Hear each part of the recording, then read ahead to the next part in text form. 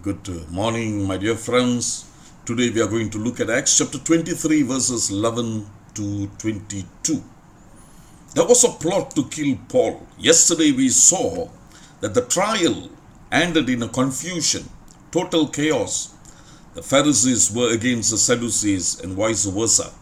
And so there was no fair trial. The fair trial was abandoned, and Paul was once again taken into the Roman prison. Now Paul was under Roman guard, you know that.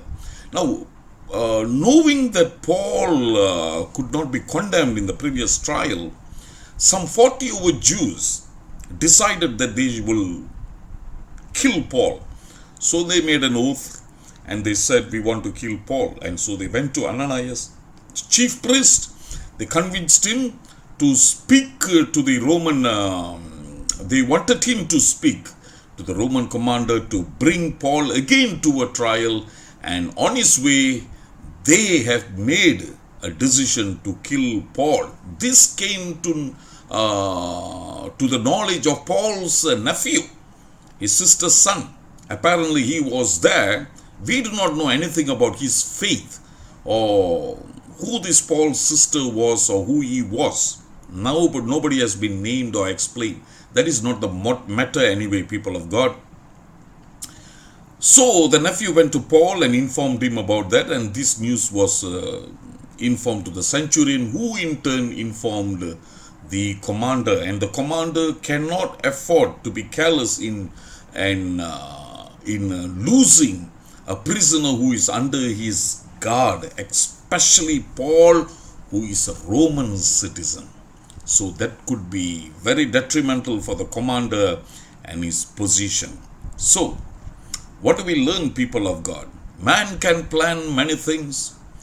Man can decide to do so many things against us. But God is in control. The sovereign Lord, the Adonai, the Kyrios, He is in total control.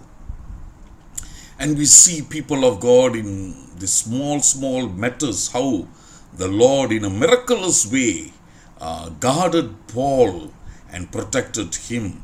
We see his Roman citizenship helping him. Day before yesterday we saw that. And yesterday we saw how the division between the Pharisees and the Sadducees played to the advantage of Paul.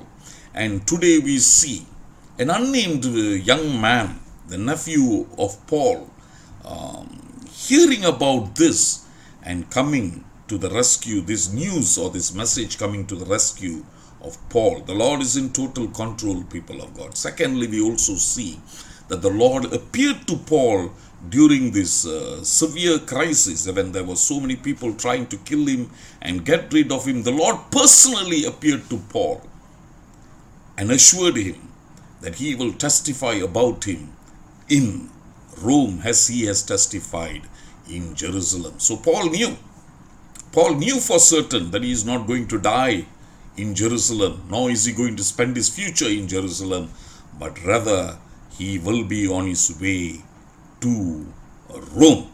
So this is not the first time that the Lord has personally appeared to Paul. We read of it and we discussed it when he went to Damascus. The Lord met him and transformed him. Then in chapter 22, he speaks about Jesus appearing to him while he was in Jerusalem.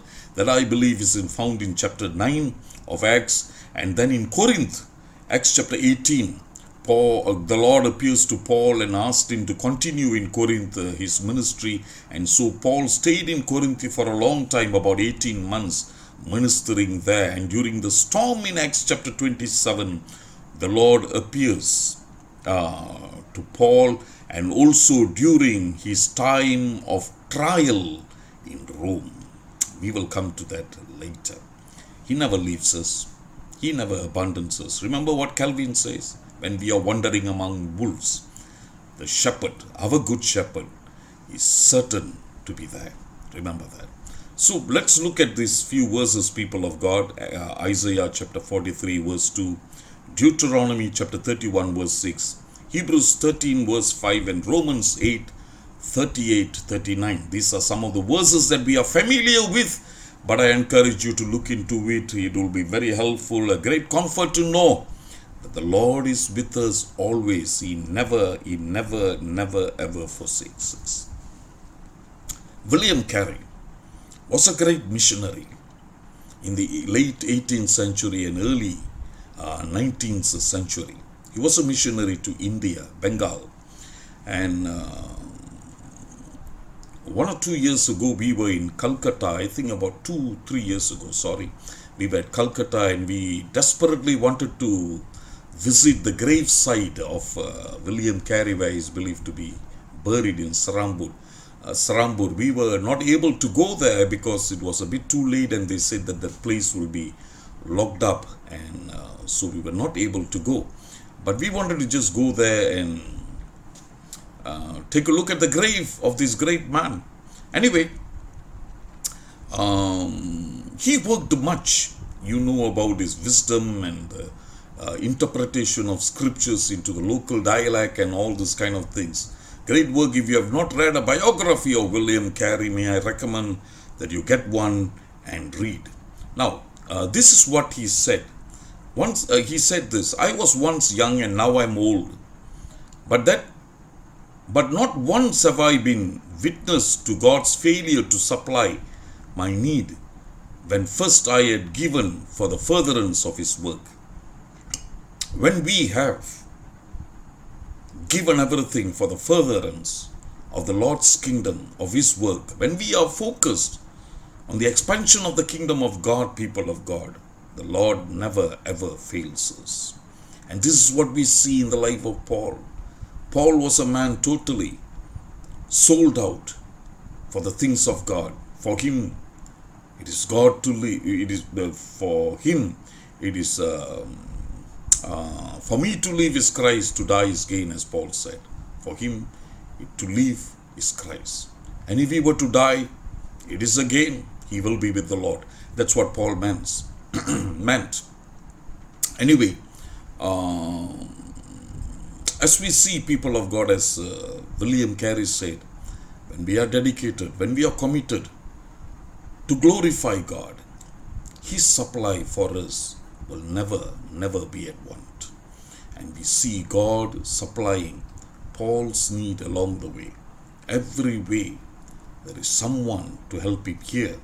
In the case of his sister's son, who helped Paul out from a plot of 40 Jews to murder him. God is with us. God will never allow anyone to touch us against His purpose. Only His purpose will be fulfilled. May the Lord bless you and may the Lord guide you. God be with us all. Amen.